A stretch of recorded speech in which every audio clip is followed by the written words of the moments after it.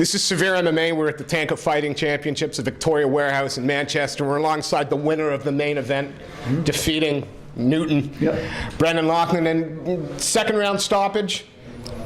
What took you so long? And I'm going to ask that question in all seriousness. No, brutally honest, I think most people slated you to finish this kid quickly and emphatically. Did you get caught up in the moment a little bit? Talk us through the first 2.5 minutes of the first round. 100%. Few factors was, it's my show, stress, my gym, 8 fighters, 10 fighters even. So I'm going to interrupt. You made a conscious choice. We've seen you with your fighters before, and we know you're so hands-on, and you usually in the corners. Not this time. Yeah, I don't know. I'm going to have to rethink all this because, honest to God, like I was saying before in my previous interview, is sat in the changing room watching my fighters go out, knowing how much it means to them and how hard they've trained, and then coming back in, cut up, bruised, lost, and it just strains you, man. You're in there waiting to go out for your fight, and you're already feeling for these guys. So I had to do it in my last fight before this, and I don't know. I need to reassess it a bit with things like that because I'm an emotional person, you know, and I love these guys to death. So we'll go back, we'll look at it, but you know, it is what it is. We got a great show done. I got the win, and 8-2 all powers. Eden Newton comes in, 9-4. You know, he's got a fairly decent record. It seemed to me for the first 2.5 minutes of that fight, he maybe put you on your heels a little bit with his aggression. Is that what you were expecting? Was it a matter of bide your time for the first little bit? Nah, it was just, I don't know, he was coming in crazy. He's a wild man. I mean, there's not many people that fight like him, to be fair. I'm not going to say he's on summit, but he was tough. All right. Yeah, he had veins popping out of his eyeballs, and he was very tough. You know, I was sitting, both my hands are killing, my shins, my feet. I mean, I've never hit a man that hard in my life. I can't believe the shots that he took, and fair play to him. He stuck in there. I'm laughing you say that, but there were moments when you were in top position where the choke was on, and no, that I'm going to put a little more beating on. You looked like you started to really enjoy it, especially when you were hurting him. Is that? No, that was a Manchester street fight in Manchester. You say that, but you held him down, and once it was on the floor, it was like a man versus a boy. And I hate to put it that way. Did it feel that way in there? Because it seems your control was absolute. It was just the fact that I was caught up. I really wanted to hurt this guy, and I've never been known as a grappler. And the choke presented itself. It was on, and I let it go. Don't know how many people would do that, but I did it, and I enjoyed it. I enjoyed every second of that fight. I got a bit tired towards the end from hitting him, but I enjoyed it, man. It was great. At the end, as usual in the cage, you guys embraced. You know, was there anything? Say, is the bad blood kind of gone, or was there none really? It was just a case that you were a different level, and he didn't accept it. Eden's Eden. Let him crack on with his career. Do what he wants to do. I don't care. We settled our differences tonight after 10 years.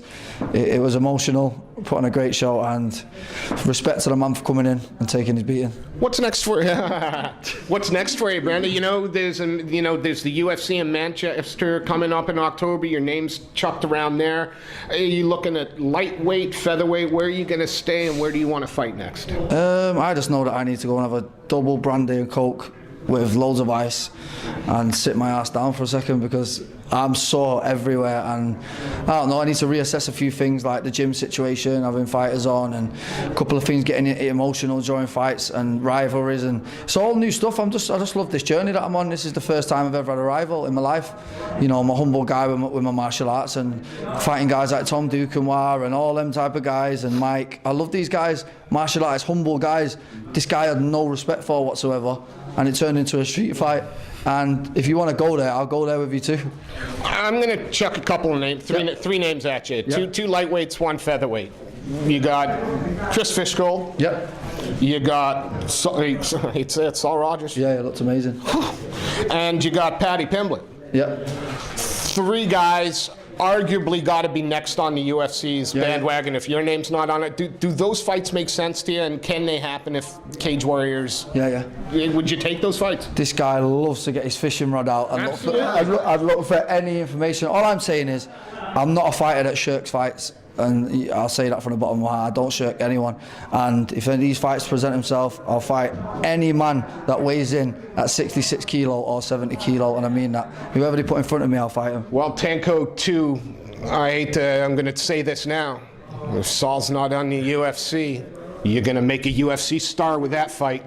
Yeah, no, listen, so much respect for him. He looked absolutely amazing tonight. If it makes sense, it makes sense. I'm not here to duck fights, dodge fights, nothing like that. We'd have to reassess the whole having fighters on the card though, because that's a big fight. But I'm down for any opposition whatsoever. Let's quickly talk one more question about Tanko, because as you said, you guys have put on a phenomenal card. Your production value was excellent. How long before we can expect another? End of the year, we'll definitely have one before the end of the year. But you know, people think fighters are stupid, but fighters are not stupid. I seen the value in this fight, and I seen the value in my fighters at All Powers Gym. We're exciting. We all sell tickets, and we put on exciting fights every single time. Win, lose or draw. Did you see a boring fight from my fighters? Nope. You don't see a boring fight. We go out on our shield, and you know we put on a great show. I've got some great investors, some great backers who helped me put this together, and we just took the UK MMA team by storm with that first show. You're fighting the main event, but Saul and Andre, that's fight amazing. Promotions won't make. You know, why we're not, except Tanko came and made it. You know, the top guys tend not to fight the top guys. Is Tanko going to try and do everything to make sure that in the UK, in the European scene, that it's top guys against top guys? We're real fighters. Saul's a real fighter, Andre's a real fighter, I'm a real fighter, even Eden Newton is a real fighter. He's shown up and he fought like a man, didn't back up, he took his shots, and that's what we want to put on. All of my guys are real fighters, there was no shirking in there, everybody laid it down. Manchester's a fighting city, and we've shown that tonight. Pure Manchester talent, and we're just putting on a great show for everyone. A phenomenal show, Brendan. Always a pleasure catching up with you. Can't wait to see you fight again. Thank you very much. Thank you, sir.